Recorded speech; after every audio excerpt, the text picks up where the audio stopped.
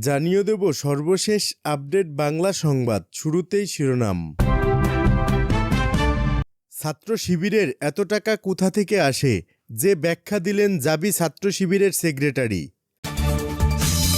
যেভাবে পারবেন সোজা গুলি করবেন, সবগুলোকে অ্যারেস্ট করতে বলেছি রাত্রে। শেখ হাসিনার গোপন অডিও ফাঁস।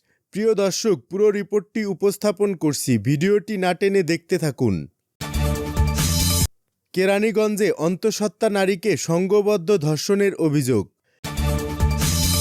এবং ধর্ষকদের দ্রুত বিচারের মাধ্যমে সর্বোচ্চ শাস্তি চায় জামায়াত। শুনছিলেন সংবাদ শিরোনাম, এবার বিস্তারিত। ছাত্র শিবিরের এত টাকা কোথা থেকে আসে, যে ব্যাখ্যা দিলেন জাবি ছাত্র শিবিরের সেক্রেটারি। বাংলাদেশ ইসলামী ছাত্র শিবিরের এত টাকা কোথা থেকে আসে, এমন প্রশ্ন তুলেছেন বাংলাদেশ জাতীয়বাদী ছাত্রদলের সাধারণ সম্পাদক নাসির উদ্দিন। নয়াপল্টনে বিএনপির কেন্দ্রীয় কার্যালয়ে সংবাদ সম্মেলনে এমন প্রশ্ন তোলেন তিনি। ছাত্রদল সাধারণ সম্পাদকের এই মন্তব্যের পর সন্ধ্যায় শিবিরের টাকার উৎস সম্পর্কে জানিয়েছেন জগন্নাথ বিশ্ববিদ্যালয়ের ছাত্র শিবিরের সেক্রেটারি মোহাম্মদ রিয়াজুল ইসলাম। তিনি তার ফেসবুক আইডিতে এক পোস্টে লেখেন, আমাদের আয়ের উৎসগুলো আমাদের সংবিধানে সুস্পষ্ট করে বলা আছে। তিনি বলেছেন, শিবির কর্মীরা তাদের টিউশন করা জমানো টাকা ছাত্র কল্যাণ ফান্ডে দান করে। আমাদের মায়েরা তাদের গলার হার আমাদের বিশ্বাস করে দিয়ে দেয়। তিনি তার পোস্টে লেখেন, অর্থব্যবস্থা বাইতুল মাল ধারা ৩৬, সংগঠনের প্রত্যেক স্তরে বাইতুল মাল থাকবে। কর্মী ও শুভাকাঙ্ক্ষীদের দান, সংগঠন প্রকাশনীর মুনাফা এবং শরীয়ত অনুমোদিত অন্য খাতসমূহ থেকে প্রাপ্ত অর্থই হবে বাইতুল মালের আয়ের উৎস। আমাদের কর্মীরা তাদের টিউশন করা জমানো টাকা ছাত্র কল্যাণ ফান্ডে দান করে। আমাদের মায়েরা তাদের গলার হার আমাদের বিশ্বাস করে দিয়ে দেয়। আমাদের বোনেরা রান্নার মুষ্টি চাল জমা করে আমাদের দিয়ে দেয়। তিনি সেই পোস্টে আরও লেখেন, আমাদের ভাইয়েরা তাদের বেতনের কষ্ট করা টাকা কোনো প্রকার চিন্তাভাবনা ছাড়াই আমাদের দিয়ে দেয়। আমাদের সকল সাবেক ভাইয়েরা আমাদের টাকা দেয়, বিপদের দিনে আমাদের আশ্রয় দেয়। আমাদের কোনো ব্যক্তিগত আয় নেই, কোনো ব্যক্তিগত ব্যয় নেই। আমাদের যা আয় যা ব্যয় সব সংগঠনের জন্য নিবেদিত। যারা আমাদের নিয়ে প্রশ্ন করেন তাদের অনুরোধ করব, বুকে হাত রেখে আল্লাহকে সাক্ষী রেখে বলবেন, আপনার দলের টাকা কোথা থেকে আসে। এর আগে কেন্দ্রীয় ছাত্রদলের এক সংবাদ সম্মেলনে সংগঠনটির সাধারণ সম্পাদক নাসির উদ্দিন নাসির বলেন, ছাত্র শিবিরের সেক্রেটারিকে বলতে শুনেছি তারা প্রতিদিন গণ ইফতার কর্মসূচিতে ৩ লাখ টাকা ব্যয় করছেন। আমাদের প্রশ্ন হচ্ছে, তারা এত টাকা কিভাবে উপার্জন করেছেন, তাদের আয়ের উৎস কী? একটি সাধারণ ছাত্র সংগঠন মাসে ৯০ লাখ টাকা কোথায় পাচ্ছে? এই তথ্য আমরা গণমাধ্যমের মাধ্যমে শিবিরের কাছে জানতে চাই। সূত্র যুগান্তর। যেভাবে পারবেন সোজা গুলি করবেন, সবগুলোকে অ্যারেস্ট করতে বলেছি রাত্রে। শেখ হাসিনার গোপন অডিও ফাঁস। ছাত্র জনতার আন্দোলনের মুখে গত ৫ আগস্ট ক্ষমতা ছাড়তে বাধ্য হয়েছিলেন সাবেক প্রধানমন্ত্রী শেখ হাসিনা।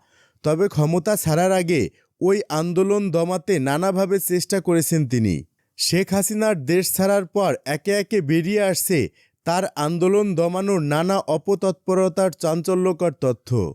তিনি শেষ পর্যন্ত আন্দোলনকারীদের উপর বল প্রয়োগের নির্দেশ দিয়েছিলেন, এমনকি গুলি করার নির্দেশনাও দেন তিনি। জুলাই আন্দোলনে অংশ নেওয়া ছাত্র জনতাকে দমনে হেলিকপ্টার থেকে সরাসরি গুলির নির্দেশ দিয়েছিলেন ভারতে পলাতক সাবেক প্রধানমন্ত্রী শেখ হাসিনা।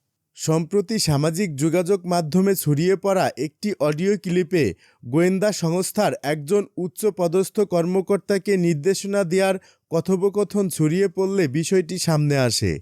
এ ঘটনায় বিভিন্ন শ্রেণী-পেশার মানুষ তীব্র প্রতিক্রিয়া জানাচ্ছেন। সামাজিক যোগাযোগ মাধ্যমে ফ্যাসিস্ট হাসিনার প্রতি ব্যাপক ঘৃণা ও ক্ষোভ প্রকাশ করতে দেখা গেছে সাধারণ মানুষকে। প্রধান উপদেষ্টার সিনিয়র সহকারী প্রেস সচিব ফয়েজ আহমেদ তার ভেরিফাইড ফেসবুক আইডিতে ভাইরাল অডিও ক্লিপটি শেয়ার করেন। এতে লেখা ছিল, ১৯ জুলাই গোয়েন্দা সংস্থার একজন উচ্চপদস্থ কর্মকর্তাকে আন্দোলন দমাতে প্রাণঘাতী অস্ত্র ব্যবহার ও হেলিকপ্টার থেকে গুলির নির্দেশ দিচ্ছেন শেখ হাসিনা। সূত্র গার্ডিয়ান কাউন্সিল। কথোপকথনে শেখ হাসিনা গোয়েন্দা কর্মকর্তাকে হেলিকপ্টার থেকে গুলি ছোড়ার কথা বলেছেন এমনটি স্পষ্টভাবে শোনা যাচ্ছে। কেরানীগঞ্জে অন্তঃসত্ত্বা নারীকে সংঘবদ্ধ ধর্ষণের অভিযোগ। ঢাকার দক্ষিণ কেরানীগঞ্জের পানগাঁও ঋষিপাড়া এলাকায় অন্তঃসত্ত্বা এক নারীকে সংঘবদ্ধ ধর্ষণের অভিযোগ উঠেছে। স্বাস্থ্য পরীক্ষার জন্য তাকে ঢাকা মেডিকেল কলেজ হাসপাতালে ভর্তি করা হয়। এ ঘটনায় 2 জনকে গ্রেপ্তার করেছে দক্ষিণ কেরানীগঞ্জ থানা পুলিশ। তারা হলেন আশরাফ ইসলাম সিয়াম ও জিৎ সরকার। পুলিশ জানায়, ওই নারী গতকাল শনিবার বিকেলের দিকে স্বামীর সাথে অভিমান করে চাঁদপুর থেকে ঢাকায় আসে। এক পর্যায়ে প্রস্তখোলা আসার পর তাকে থাকা খাওয়ার ব্যবস্থা করার আশ্বাস দিয়ে পানগাঁও এলাকায় একটি পরিত্যক্ত বাড়িতে নিয়ে যাওয়া হয়। পরে সেখানে তাকে পালাক্রমে সংঘবদ্ধ ধর্ষণের ঘটনা ঘটে। পরে তার আত্মচিৎকারে স্থানীয়রা ঘটনাস্থলে এসে 2 জনকে আটক করে পুলিশে সোপর্দ করে। পুলিশ আরও জানায়, এই ঘটনায় নারী ও শিশু নির্যাতন দমন আইনে মামলা দায়ের হয়েছে। অপর 2 আসামিকে গ্রেপ্তারের অভিযান অব্যাহত রয়েছে। ভুক্তভোগী নারীর পরিবারের সাথে যোগাযোগের চেষ্টা চলছে। বিষয়টি নিশ্চিত করেছেন দক্ষিণ কেরানীগঞ্জ থানার জাজিরা পুলিশ ফাঁড়ির ইনচার্জ মোহাম্মদ মোশাররফ হোসেন মিয়া। ধর্ষকদের দ্রুত বিচারের মাধ্যমে সর্বোচ্চ শাস্তি চায় জামায়াত। দেশের চলমান পরিস্থিতিতে নারী ও শিশু নিরাপত্তা নিয়ে উদ্বেগ গোটা নাগরিক সমাজ। এরই মাঝে মাগুরায় 8 বছরের শিশুকন্যা ধর্ষণের ঘটনা নারীর নিরাপত্তাকে আবারও প্রশ্নের মুখে ফেলেছে। এবার মাগুরায় ধর্ষণের শিকার সেই শিশুটিকে নিয়ে বাংলাদেশ জামায়াত ইসলামীর আমির জানালেন দলের অবস্থান। রোববার সকাল 9টা 57 সামাজিক যোগাযোগ মাধ্যম ফেসবুকে এ সংক্রান্ত একটি পোস্ট দেন জামায়াত আমির ডাক্তার শফিকুর রহমান।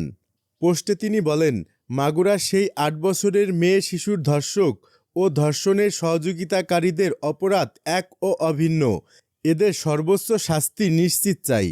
তিনি বলেন, এরকম ধর্ষক নামের আরও যত নিকৃষ্ট প্রাণী আছে, যে যেখানেই থাকুক, তাদেরকে পাকড়াও করে দ্রুত বিচারের মাধ্যমে সর্বোচ্চ শাস্তি নিশ্চিত করা প্রয়োজন। পোস্টে ধর্ষকদের ঘৃণা ও সামাজিকভাবে বয়কটের আহ্বান জানান এই জামায়াত নেতা।